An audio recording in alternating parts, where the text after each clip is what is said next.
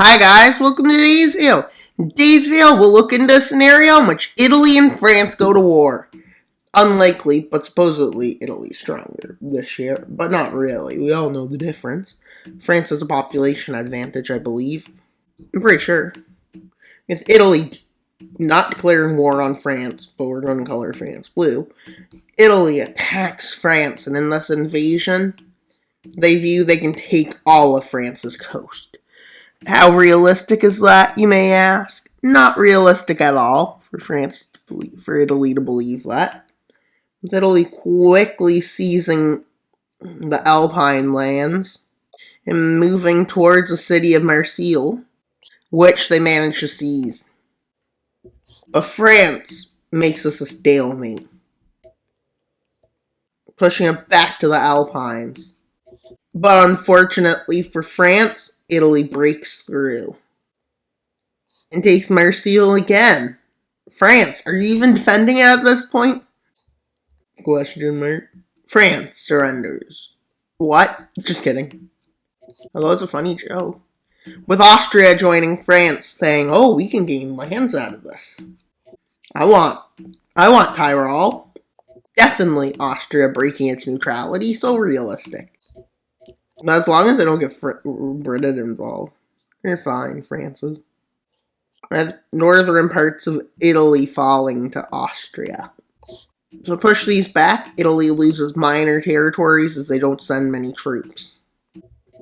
But it's still significant. They don't lose the city they're defending, Marseille, or any of the cities, but they do fall back a bit. And then they teach Austria a lesson. They seize southern Austria.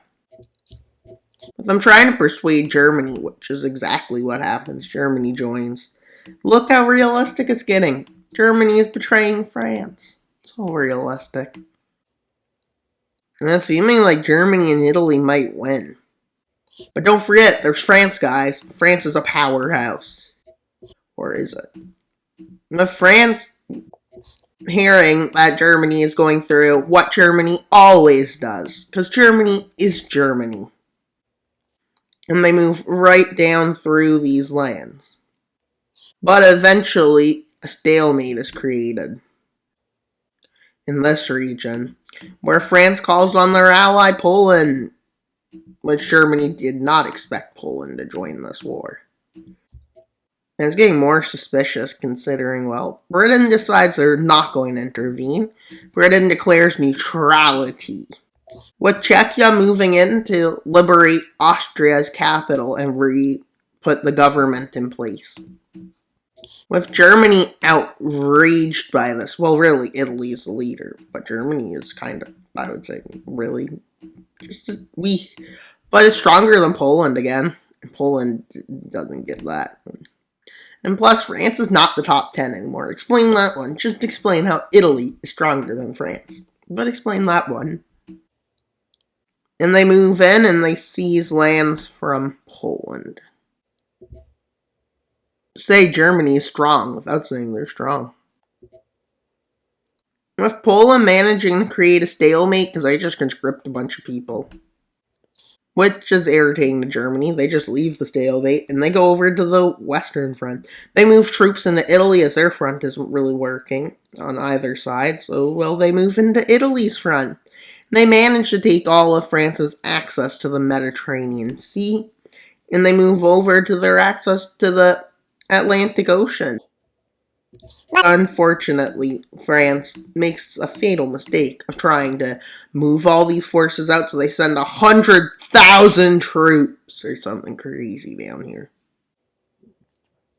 With all these Italian forces fleeing and leaving by boat. But this was a fatal mistake by France, as that led Germany to have enough power to move towards the capital even further in. But remember, they didn't take the capital. They only surrounded it on 3 sides before this offensive started stalling out. And France takes advantage of it at this point, where France makes its counter-offensive. And Germany is a bit in trouble, because now they have to move troops there to hold it, but now Poland's making a counter-offensive. They have to hold it there. Oh, this isn't good. Now Germany's like, oh, we should probably stop Poland. But then Poland gets stalled out. But France doesn't. And pushes up past the Rhine River. Which is a bit of a problem. That Poland's ally isn't doing so well.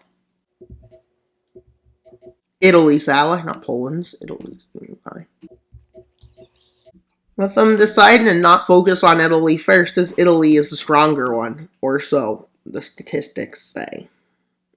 Which I don't believe. Anyways.